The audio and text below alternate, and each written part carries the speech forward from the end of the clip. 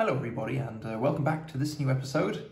And today we'll be taking a look at this shoe here. This is the Crockett & Jones Monkton, another Crockett & Jones shoe.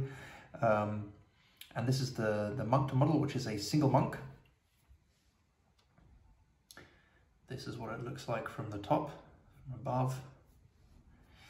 And yeah, so today I'd like to talk to you about my experience with this shoe here.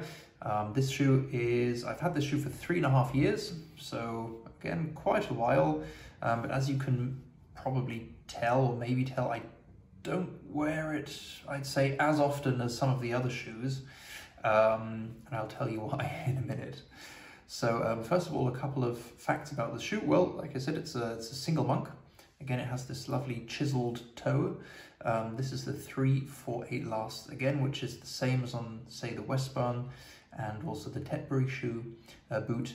And the only difference is, and I mentioned this in another video, this shoe here is not the standard width of the 348 last. This is a size 9.5. What's that? G. This is a 9.5 G. So the standard width on Crockett & Jones would be an E, and a G is a wider last for a wider foot. And I'll just put the shoe tree back. Again, this is an aftermarket shoe tree. I don't buy shoe trees from the brand themselves. I just use aftermarket ones which work just as well, I think. I would imagine anyway.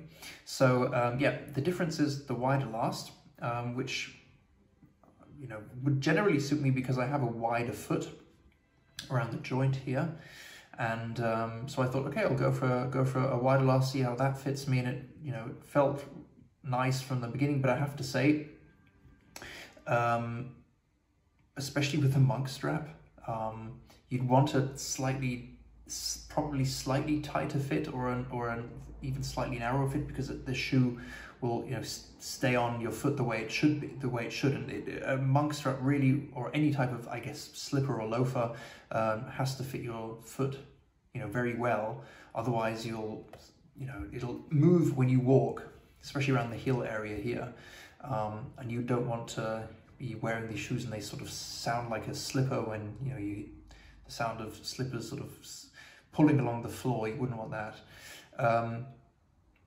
Unfortunately, I would say it's not as bad as that, but I have to say this shoe is slightly too big for me, funnily enough. It's slightly too wide, and because I can't make it any tighter, I can't pull this the latch here any tighter, the strap any tighter, it really doesn't, there's nothing much I can do other than put a shoe inlay in it, which I've done as well, and that helps a little bit. And as I said in another video as well, the 348 last I find is aesthetically the most beautiful last, in my opinion. It's really chiseled, it's kind of modern but classic at the same time. But in the E width, now this being a G width is wider, and I find it's slightly, the aesthetic is slightly off, in my opinion. Everyone, each to their own, everyone will have different opinions. It's still a beautiful shoe, don't get me wrong, I still really like it, and when I wear it, people do sort of look down and notice, and I do get compliments for this shoe, also for the colour, but from a last standpoint, I prefer the aesthetics of the E last. Other than that, you can see here, this is a Goodyear welted leather sole. Of course, the sole is still in pretty good condition. Like I said, I don't wear this shoe an awful lot, and I only really take it out in summer months, and especially when it's dry, that sort of thing. Another thing I have to say, this shoe has really developed a very nice patina, I find. I'm not sure if you can pick it up on the camera, but it's sort of, you can already tell there's a difference in the different parts of the leather on the upper here. Like I said, I'm not sure if you can pick that up on the camera. I like to turn the shoe around anyway for you.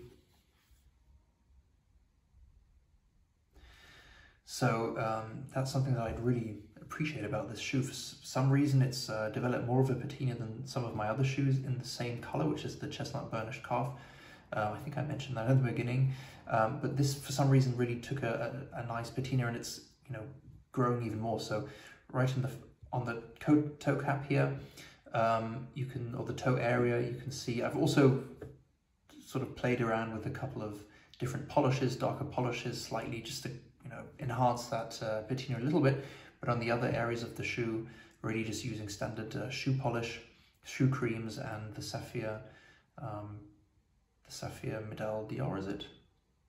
Renovator, sorry, the Sapphire Renovator. So just the standard shoe products.